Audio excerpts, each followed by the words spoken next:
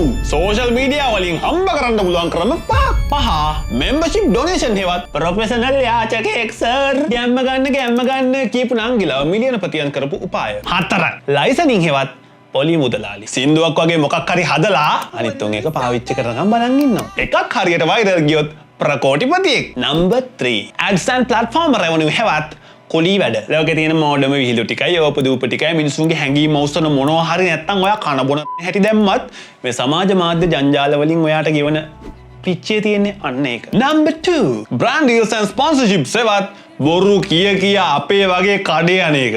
ඒක දාන්න එපා ඔයි. අනේ අපිව ප්‍රොමෝට් කරලා දීපන්කෝ කියලා.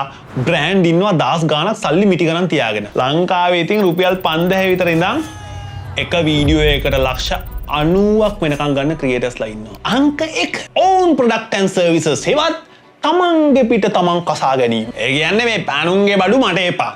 මම මගේ එක විකුණ ගන්නම්. විහිළු කරාට ඔය ක්‍රම වලට වැදගත් විදිහට හම්බ කරනවා ඉන්නවා. හැබැයි බොහොම ටිකයි. මේ ආදරය වෛරය වගේම මහා ධනස්කන්ධය සහිත සෝෂල් මීඩියා දහස් ගාණක් බ්‍රෑන්ඩ් කෝටි ගණන් සල්ලි තියන් වේලෙනවා. ඔයා මොනවද අනේ කරන්නේ මේකට බහින්න නැතුව? අනේ චුටි බබෙක් මේක AI දන්නේ නැහැ ගගා හැම එකටම ලයික් දදා පාඩු ඉන්නද කල්පනාව? හරි.